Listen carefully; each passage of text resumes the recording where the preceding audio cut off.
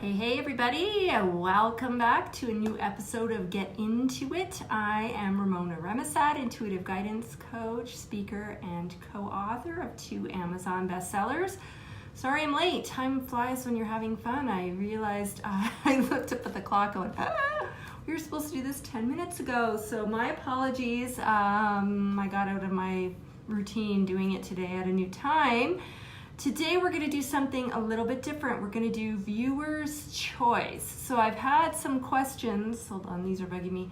Some questions coming in from viewers, and one person has asked if I would do a video talking a little bit more about Reiki, and I thought, yes, let's do that, because most people can't even pronounce it, let alone understand what the heck it is. So today we're going to cover that off. So Reiki is spelled R-E-I-K-I, and some people have heard the word, but they don't really understand what it is. So I just want to quickly give a very brief sort of explanation.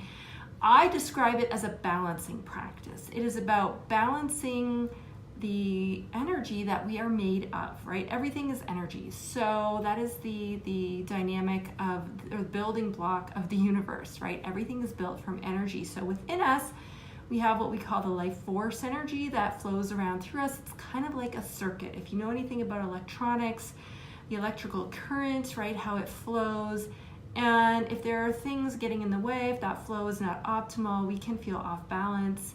That can impact us physically, mentally, emotionally, all of that, right? So we want to keep our flow working optimally, and Reiki is a way to do that, okay?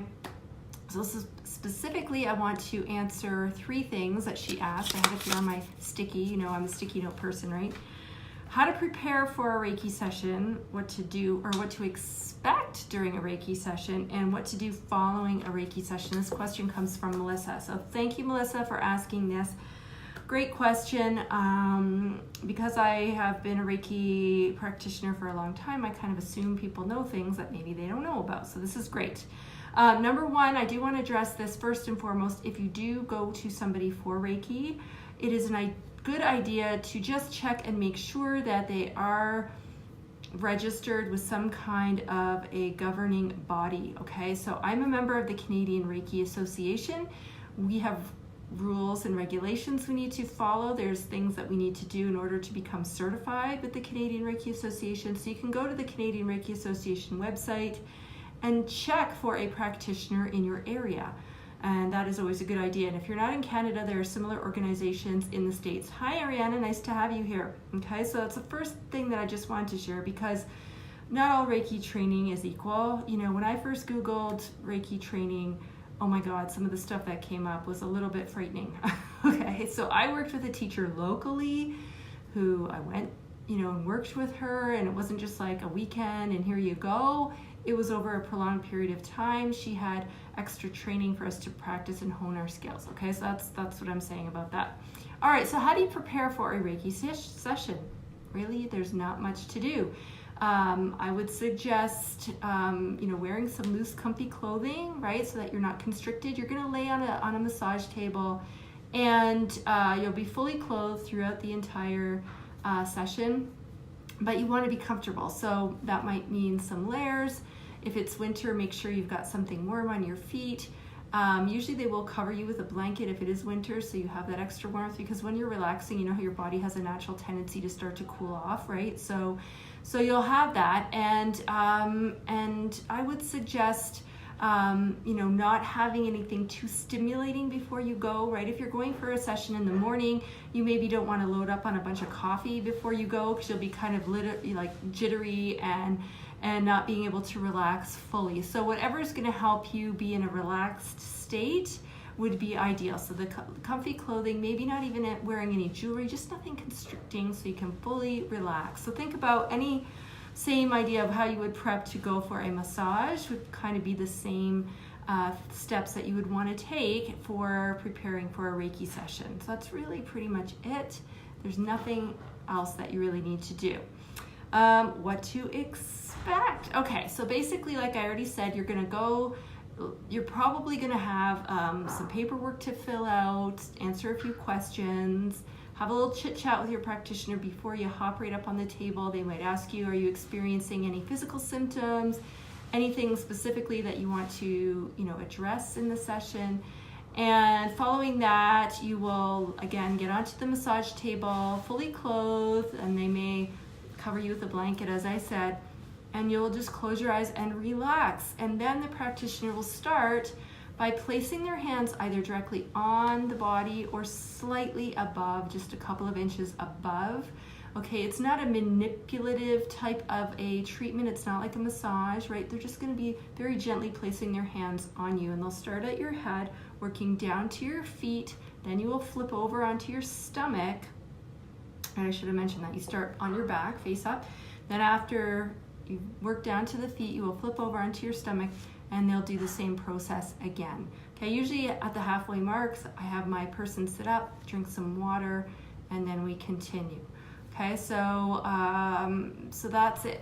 Again, there are ethics involved, right? There's no manipulation of areas that shouldn't be very protective of, obviously certain zones, right? So we'll have hands hovering over the body in certain places rather than directly on you. But I always check in and ask my clients, are you okay with touch in the first place? And if they say no, that's fine. They can still have the Reiki session without me physically touching them. Okay, what is happening in that session is the Reiki practitioner's hands sort of guide the energy to flow and move and balance itself out, like I said, where it needs to go. It's that energy is flowing through the practitioners. We don't send energy, okay? We are just sort of a conduit to get it moving and flowing the way it needs to flow optimally, as I said at the beginning. At the end of a session, I'll have the person slowly get up, again, drink some water, sort of keep the lights dim, allow them to sort of quote unquote get back into their body a little bit. Post-session, we'll have a chit chat again about what they've experienced, if they have any questions. I just want them to feel grounded in themselves before sending them off, especially if they're getting in a car. Hey, Shamir, nice to have you here. Right, so that's kind of the step by step what happens now. What somebody might experience are everything and anything. Some people experience warmth or tingling. Hi, Pam. They might experience coolness or shivers. They might see vivid colors. They might have an experience where they feel hands on their body where there are no hands. Not to sound too weird or freaky, that doesn't happen very often, but it can. So it is really, there is a full gamut, of what you may experience in a Reiki session. You may be so relaxed you completely fall asleep, and that's perfect. It doesn't mean you're not able to receive it or anything like that. It's still working, okay? It's probably working even better because you are so relaxed. But like I said, it is a relaxing and balancing practice. That's the whole point, because when our bodies are relaxed, it knows what to do, knows what we need, right? So that's how it works. What else did I want to share? Yeah, some people see vivid colors. They might have experiences of some of their unseen team being there to support them, their angels, their guides, perhaps a deceased loved one being with them as well. So all of that is normal. Also, it's very normal to have physical sensations where you feel, you might feel very emotional and all of a sudden start crying, and that is part of releasing things, right, as that energy shifts and moves. So that is totally fine. Or you might have the opposite. You suddenly start giggling and you don't know why. You may all of a sudden be belching or be gassy. That's all part of it as well. Again, that energy is shifting and it's moving and it's doing what it needs to do. So, don't be embarrassed. That's part of what can happen. So that is what to expect during the actual Reiki session. After, what to do following, as I said, make sure you don't just get off the table and get in your car and drive off. You want to kind of take a few moments to really feel grounded, to feel more back in your body, bring your awareness kind of back to, that normal aware state. And following that, when you go home, it's nice if you can schedule a Reiki session where you don't really have too much going on after that. If you have that Reiki session and then you jump in your car and you drive off and go to Costco, it's gonna, not fully negate having had it done, but you get what I'm saying, right? You want to do what you can to enhance that relaxed state that you are in. So if you can go home, kind of relax, not have too much to do, that would be ideal. I get it doesn't always happen that way, but that would be ideal. Stay hydrated, right? Again, stuff's shifting and moving. So kind of like after a massage, they say drink lots of water or some herbal tea, stay hydrated, that kind of thing. And go with what you feel you need. Some people ask, well, how often should I have a Reiki session? Honestly, it depends on how you're feeling. But if you are feeling off, sometimes you just feel off, can't really put a finger on it.